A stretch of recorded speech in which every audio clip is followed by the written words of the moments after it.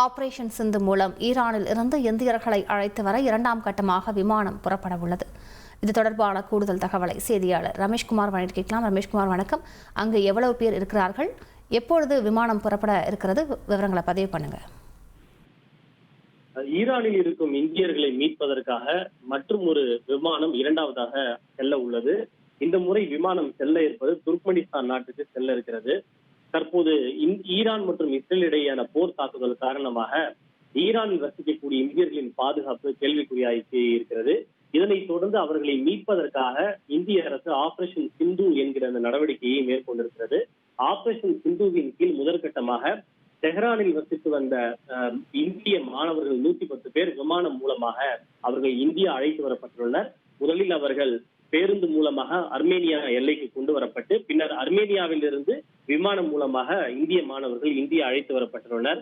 தற்போது ஈரான் மற்றும் இஸ்ரேல் இடையேயான தாக்குதல் காரணமாக வான் பரப்பு மூடப்பட்டிருப்பதால் நேரடியாக இங்கிருந்து விமானத்தை அனுப்பி அவர்களை மீட்க முடியாத நிலை இருக்கிறது. எனவேதான் அவர்களை அருகில் இருக்கக்கூடிய மற்ற நாடுகளின் எல்லைகளுக்கு பேருந்து வழியாக அழைத்து வந்து பின்னர் அங்கிருந்து விமானம் மூலமாக இந்திய அரசு அவர்களை விமானத்திலிருந்து அழைத்து வருகிறது.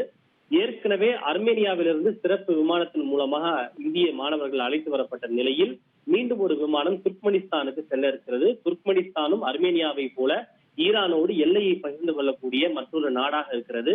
அங்கு சென்று ஈரானில் தற்போது இருக்கக்கூடிய இந்தியர்கள் துர்க்மெனிஸ்தான் அழைத்து வரப்பட்டு பின்னர் அங்கிருந்து இந்தியர்கள் விமானம் மூலமாக இந்தியா அழைத்து வரப்பட இருக்கின்றனர்.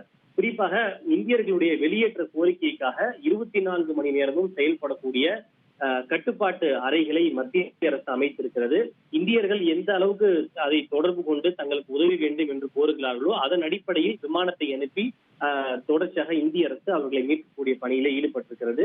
நிச்சயமாக இந்தியர்களுக்கு தேவையான அனைத்து உதவிகளும் செய்யப்படும் எனவும் தேவைப்பட்டால் அதற்கேற்றாறு போல தனி விமானங்களோ அல்லது சார்ட்டர் ஃபிளைட்டோ அனுப்பப்படும் என மத்திய அரசு தெரிவித்திருக்கிறது. எனவே தற்போதைய சூழ்நிலையில் இந்திய விமானப்படை விமானத்தை அனுப்ப வேண்டிய ஒரு நிலையும் இல்லை என்பதையும் மத்திய அரசு தெரிவித்திருக்கிறது.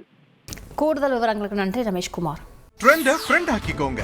2.5 கோடிக்கும் அதிகமான தந்தி டிவியின் சப்ஸ்கிரைபர்ஸ் அண்ட் ஃபாலோவர்ஸ் குடும்பத்துல நீங்களும் இணையுங்க.